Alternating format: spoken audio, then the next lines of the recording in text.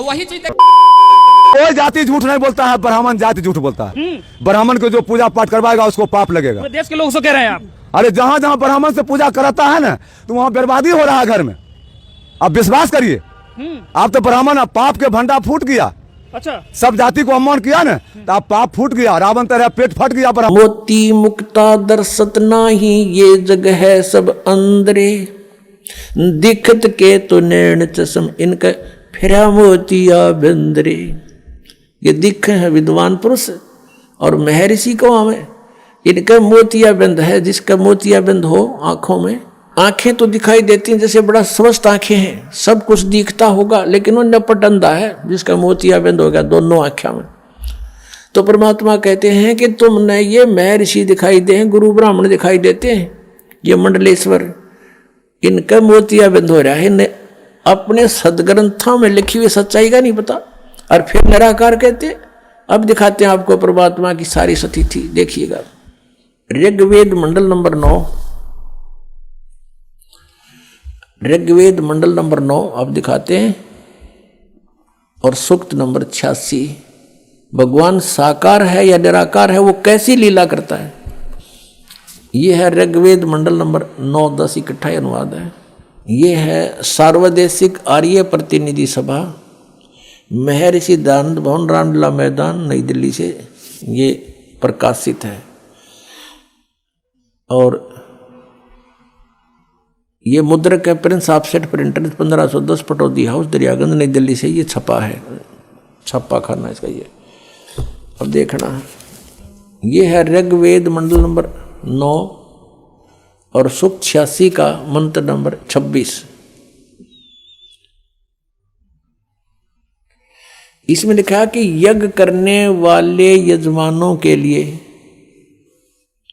परमात्मा, यज्ञ करने वाले माने धार्मिक अनुष्ठान यानी साधना करने वाले, यजमान माने भक्तों के लिए परमात्मा सब रास्तों को सुगम करता हुआ, उनके विघ्नों को मर्दन करता है और उनको पवित्र करता हुआ, और अपने रूप को सरल करता हुआ, वह कांति में परमात्मा। यह लिखना था कबीर देव, कवि कोई भी सर्वज्ञ नहीं हो सकता जिसको सारा ज्ञान हो। कवि कविता बना सकता है, ये कबीर देव लिखना था यहाँ पर। वो कबीर देव विद्युत के समान यानी आकाशीय बिजली की तरह सेकंड में नीचे आ जावे, क्रीड़ा करता हुआ, ऐसे लीला करता हुआ, वर्णीय पुरुष को यानी अच्छी आत्मा को प्राप्त होता है, अच्छी आत्मा को आके मिलता है। वो जैसे आदरणीय धर्मदास जी को मिले, आदरणीय नानक साहिब जी को मिले, आदरणीय मुल्कदास साहिब जी को मिले, आदरणीय दादू साहिब जी को मिले, आदरणीय गरीबदास साहिब जी गांव छुरानी जिला दद्दर हरियाणा वाले को मिले, आदरणीय गीसा दास साहिब जी गांव खेखड़ा यूपी मेरठ वाले को मिले। वो अच्छे पुरुष को आकर प्राप्त होता है। वो कहाँ रहता हो भगवान? 27वें श्लोक में, ऋग्वेद मंडल नंबर 9 और सूक्त नंबर 86 का 26 पढ़कर हम 27 में पा गए। इसमें इन्होंने ये जो निराकार मानते थे भगवान को, और वेद बता रहे हैं वह परमात्मा प्रकाश पुंज को, परमात्मा को, जो परमात्मा ध्रुवलोक के तीसरे पृष्ठ पर विराजमान है, वहां रहता है। तीसरे एक स्थान पर रहता है ध्रुवलोक के, यानी उस तेजो में लोक सतलोक के एक स्थान पर, तीसरे स्थान पर विराजमान है, स्थान पर विराजमान है, वहां रहता है। निराकार क्यों करो है भगवान जब वहां बैठा है? आगे दिखाते हैं। यह है ऋग्वेद मंडल नंबर 9 सूक्त 82 का, ऋग्वेद मंडल नंबर 9 और सूक्त 82। और यहां देखें, ये है 82वां, 81वां समाप्त हुआ, ये 82वां शुरू हो जाता है। इसका प्रथम मंत्र, इसमें लिखा है कि जो सर्वोत्पादक प्रभु, सबकी उत्पत्ति करने वाला परमेश्वर, प्रकाश रूप इसका अर्थ है वो तेजो में रूप साकार है, सद्गुणों की वृष्टि करने वाला, पापों का हरण करने वाला, पाप नाश करने वाला, पाप क्षमा करने वाला है। वह राजेव, राजा के समान, राजेव इसका अर्थ है राजा के समान आगे लिखा है। ये देखना, ये 269 पृष्ठ पे पढ़ रहे हैं हम। कोई भ्रमत कर देगा कि दूसरा पृष्ठ दिखा दिया होगा। ये 270 दिखाऊंगा। ये देखो 270 यहाँ लिखा है। 82 का पहला पढ़ रहे हैं, 82 का 9 के 82 का। राजा के समान दर्शनीय है, वो देखने जोगा है, विजिबल है, वो साकार है। राजा की तरह तो मनुष्य जैसा ही हुआ। और वह है पृथ्वी आदि लोक लोकांतरों के चारों ओर शब्दमान हो रहा है। वह वर्णीय पुरुष को, वर्णीय माने अच्छी आत्मा को, श्रेष्ठ पुरुष को, जो दृढ़ भक्त है, जो दृढ़ भक्त है उसको पवित्र करता हुआ प्राप्त होता है। जैसे आदरणीय धर्मदास साहिब जी को, जो दृढ़ भक्त थे उसके बाद डगमग नीवे आदरणीय मुलुकदास साहिब जी को, आदरणीय दादूदास साहिब जी को, आदरणीय गरीबदास साहिब जी गांव छुड़ानी जिला जज्जर हरियाणा वाले को, और आदरणीय गीसा दास साहिब जी को गांव खेखड़ा मेरठ यूपी वाले को। ये दृढ़ भक्त आज तक डगमग नहीं हुए, दुनिया को हिला के रख दिया इन्होंने। इनको भगवान में ले आकर के को पवित्र करता हुआ प्राप्त होता है वर्णीय पुरुष, अच्छी आत्मा को। जिस प्रकार विद्युत माने आकाशीय बिजली स्नेह वाले स्थानों को आधार बनाकर प्राप्त होता है। देखो कितना स्पष्ट किया इन्होंने। ऋग्वेद मंडल नंबर 9 और सूक्त नंबर 81 में कति कंसेप्ट क्लियर कर दिया कि वो परमात्मा राजा की तरह देखने जोगा है। राजा का अर्थ है कि वो शक्तिशाली होता है, मनुष्य सदृश ही है, राजा के समान है और साकार है, देखने जोगा है।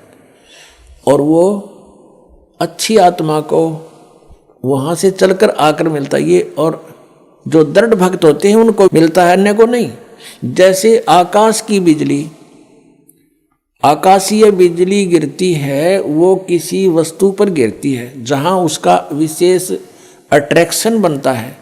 पुराने समय में जब कांसी धातु के बेले थाली हुआ करते प्रांत, और उनको अगर वर्षा के दिनों में कहीं बाहर वो पड़े रह जाते तो हमारे बुजुर्ग दादी माता कहा करते थे कि कांसी के बर्तन पर बिजली गिर जाती है, जब उसका संयोग होता है ऊपर से गिरने का, तो वहाँ अवश्य उसी को तुरंत वहीं आकर के अट्रैक्ट होती है, उस कारण उस खिंची आती है, उसी पर गिरती है।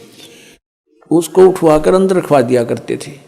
तो कहने का भाव ये है कि परमात्मा उस बिजली की तरह, जैसे वो अपने विशेष जिस पर वो आकर्षण होता वहीं गिरती है, ऐसी स्थिति से परमात्मा उन दृढ़ भक्तों को आकर मिलता है जो मिलन योग्य हों, जिनको वो उनसे आकर्षित होता है, ताकि ये मेरी आगे बढ़ा सके, इस ज्ञान को, काल के जाल को हटा सके, मेरे प्यारी आत्माओं तक ये संदेश पहुंचा सके।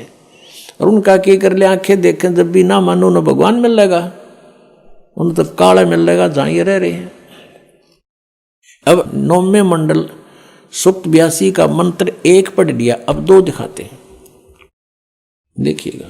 ऋग्वेद मंडल नंबर 9 सूक्त 82 का हमने ये पढ़ लिया, अब 2 पढ़ते हैं। वो परमात्मा किस उद्देश्य से आता है? हे परमात्मन, उपदेश करने की इच्छा से आप